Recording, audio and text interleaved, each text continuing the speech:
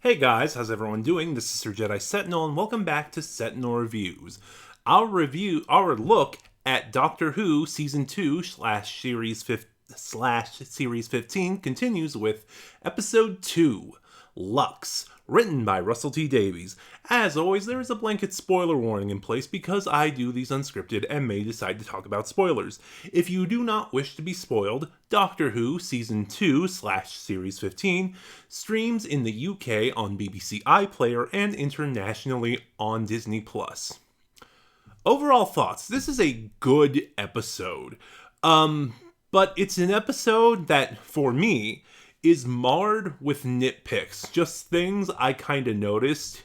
And unfortunately, in this episode, as much as I enjoyed it overall, those nitpicks by the end did start to add up. So let's get the good stuff out of the way. The performances from our three leads are all fantastic. Ncuti Gatwa is really good, jumping back and forth between, the more lighthearted, fun-loving, energetic side of the Doctor and the more serious side of the Doctor. Although I am starting to notice, I don't know, or I haven't grasped, and this may just be a me thing, who the 15th Doctor is as a character. Like, it seems to me... Well, actually, let me backtrack a little bit just to kind of make my point. I kind of grasp who all the other Doctors are as characters. The 7th Doctor is the master schemer. He puts on this clownish facade to hide the darker manipulator underneath. The 8th Doctor is the romantic, as in pertaining to romanticism, not so much romance. He's wistful. He views the universe through this sort of romantic lens, again, pertaining more to romanticism than romance. The 6th Doctor is the jack of all trades. The 13th Doctor is the optimist. I don't know who the 15th Doctor is. I just noticed that, one second, he's bright and energetic and peppy, like Belinda calls him Scooby-Doo at one point, and he responds with a smile and a chuckle, "Honey, I'm Velma." But then when he is facing Lux, Mr. Ring-a-Ding, he suddenly gets very serious. He gets very stone-faced. And it feels like the 15th Doctor hits plot beats. It doesn't feel like there's a character to that. There's a character reason to that. It may just be me missing something. The best thing about the 15th Doctor is Gatwa's performance. Speaking also of performances, Varada Sethu is Belinda Chandra. I continue to really enjoy her. Like I said, we're now 2 episodes in, and yeah, I think she's gonna be my favorite RTD companion. There was some, what I felt was almost inconsistencies with her because, as soon as she realizes they've time traveled, she gets very excited to see the past. But it's like, wait, last episode you didn't want to go on an adventure, you just wanted to go home. And thankfully it's established that as soon as the technobabble gobbledygook is working, Belinda's like, okay, let's go. And I wish this had been established better. It's like, she's along for the ride, but as soon as they find a way to get home, she's done. Also kind of dickish how the Doctor kind of gaslights her into participating in this mystery. I've seen stuff, social media posts and stuff, talking about this potential idea that they're building up the 15th Doctor to be more of a 7th Doctor type of figure. Again, clownish facade hiding a much darker exterior. But again, it feels like, not kick the table, sorry.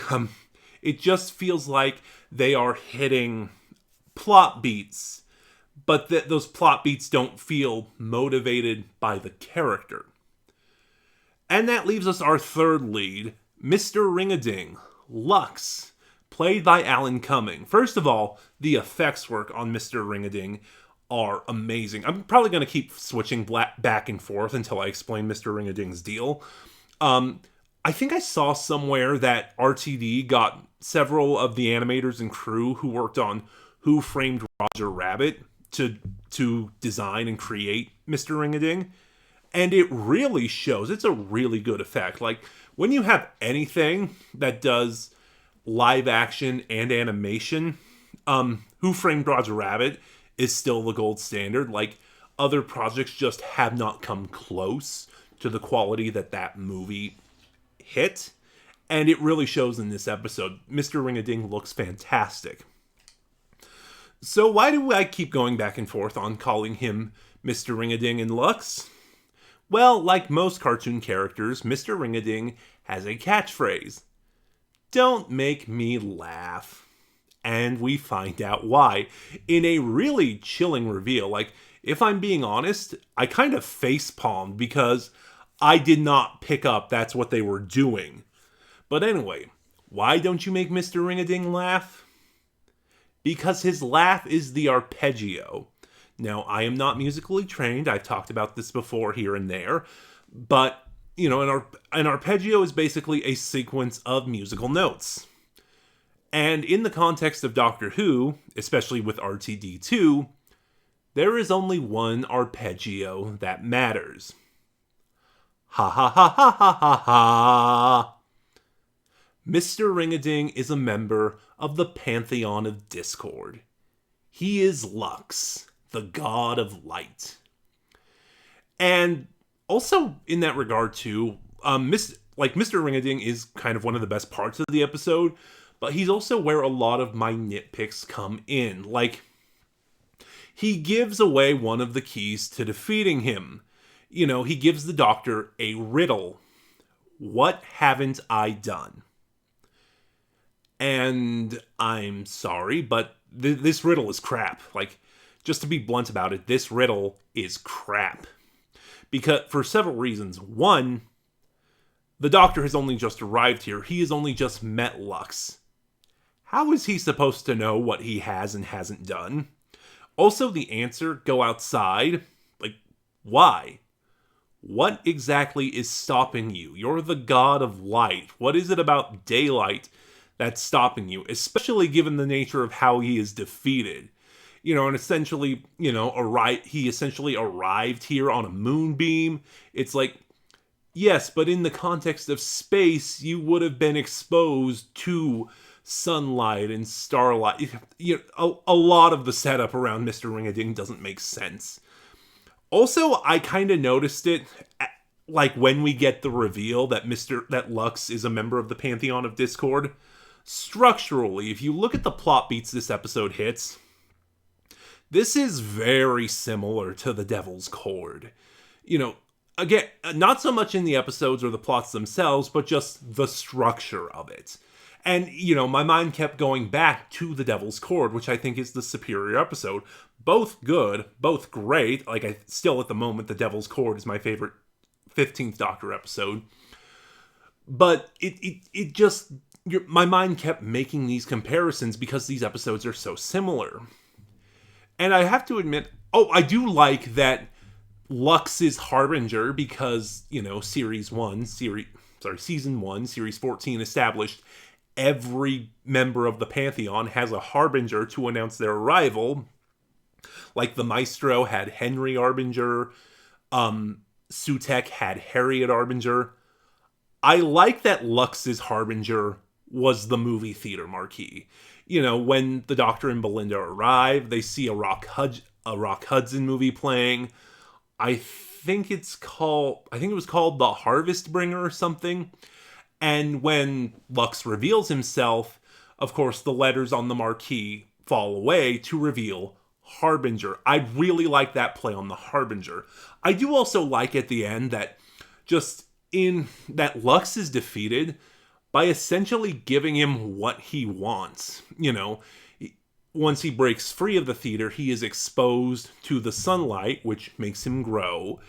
And then as he grows, he's exposed to the starlight as well, the light of many suns and stars, to the point that he becomes so big, he is essentially inconsequential. So that, I thought that was a nice... I thought it was a nice touch that Lux is defeated by giving him what he wants. It's a fun play on that kind of trope. So let's get into all my problems, or nitpicks, I guess. Just a bunch of things that I started to notice that really start to add up. So when the Doctor first confronts Lux and he demands an explanation for where Lux came from, what he's doing, what he wants, he says, "You are honor bound by the rules to tell me." Now, in and of itself, this would have been fine, but he did this same thing with the Maestro in the Devil's Cord. Because, I think he was a little more specific in that instance. It's been a while since I've watched Series 1. He said that, you're honor bound by the rules the toy maker set. But why are the Maestro and Lux bound by the toy maker's rules?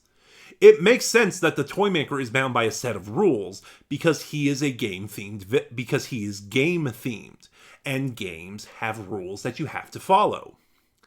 But the Maestro is the god of music. Lux is the god of light. Why are they bound by the rules of the game? It's a move that makes it's something that doesn't make any sense to me. Especially because, in the finale, Sutekh was bound by no such rules, or that wasn't brought up. So it's one of those things where it feels like this whole concept of the Pantheon of Discord doesn't feel fully thought out. And just on that note as well, because I remember in the promotional stuff leading up to the release of this season, Russell said that this season would have a much bigger focus on the Pantheon of Discord. I've got to say, I am more excited about the new gods that Russell T Davies may make or come up with, than whatever godlike or immortal beings that were introduced in the show previously, either classic or New Who, that Russell is going to retcon into being part of the Pantheon. Because, now this is just a preference thing, I feel that Russell should exercise restraint and nuance and make certain gods, members of the Pantheon. But because this is Russell T Davies we're talking about, he's probably going to make them all members of the Pantheon, which is going to create problems. And yeah, especially for me, because I am that lore nut. Sorry. This was one of the problems with Sutekh. He basically retconned the Osirans. And, there are further problems I foresee down the line with this, and just how... I'm being really crass in this review, I realize. How half-assed Russell's idea of the Pantheon is. Like, say Russell makes the Black Guardian a member of the Pantheon. Well, that causes problems because Harriet's monologue in The Legend of Ruby Sunday kind of revealed Sutekh created the Pantheon of Discord, and, thus the Pantheon of Discord is all malevolent gods. Well, the Black Guardian, should he be a member of the Pantheon, has ties to the White Guardian. Why would Sutekh make a benevolent god?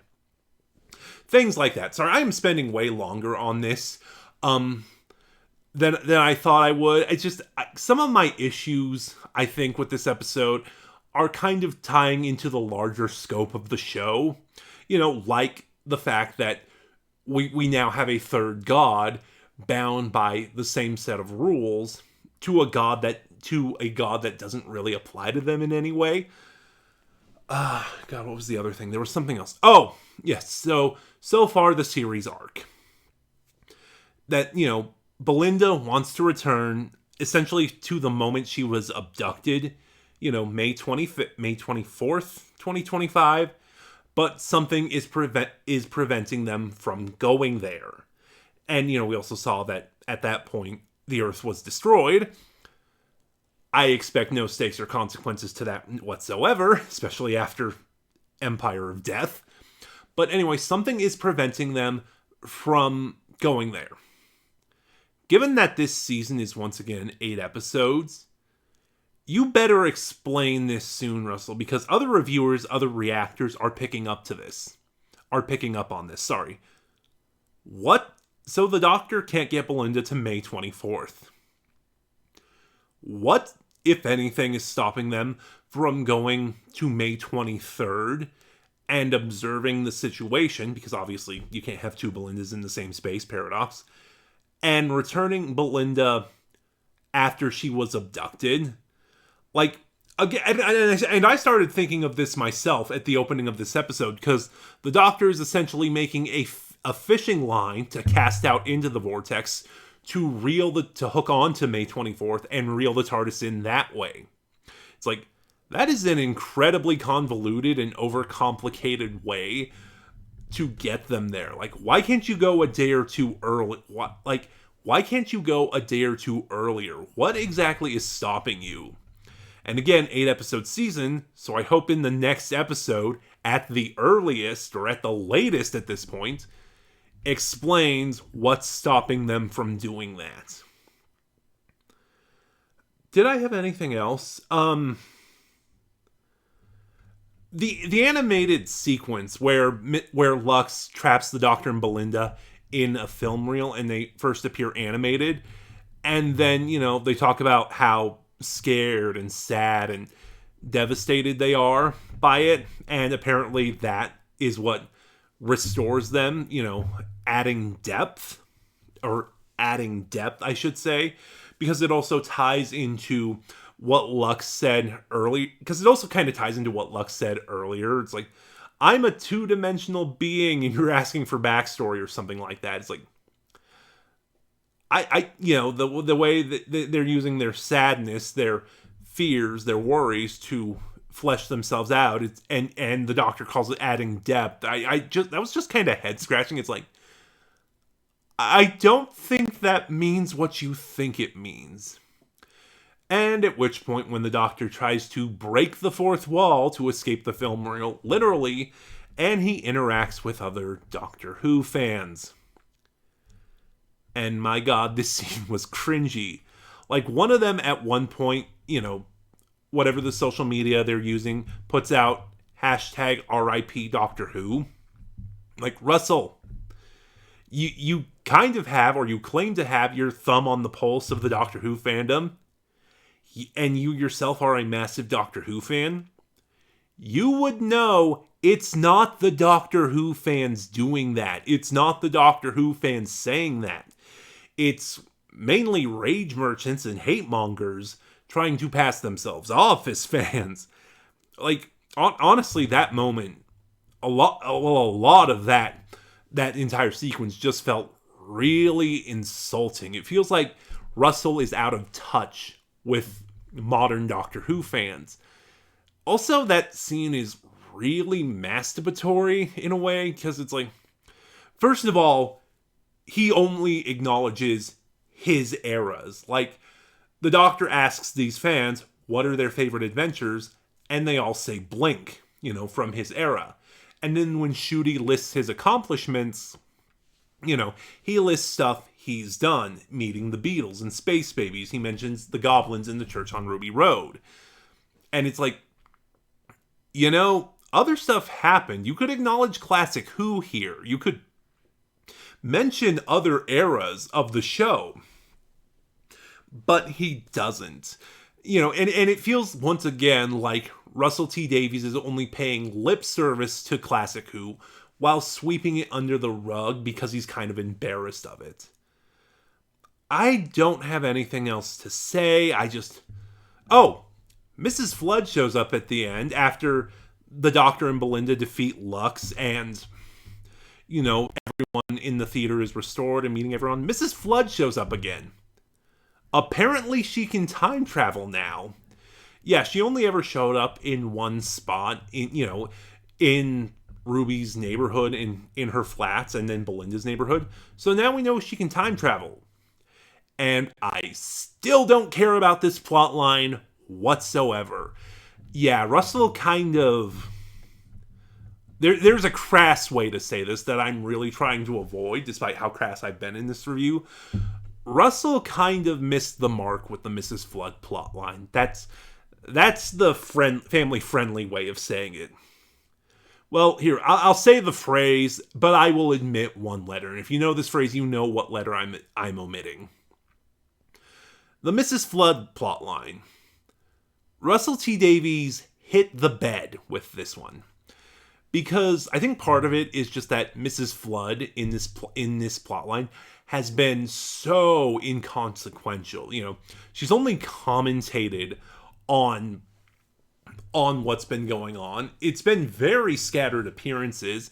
She hasn't even met the Doctor at all, which, you know, you'd think whatever this plot line is, you'd want her to have an interaction with the Doctor so that, you know, it would mean something, but she hasn't yet. And it's just, he is doing this so poorly. I just don't care about this plot line anymore. Like, reveal what you're building up to and just get it over with already.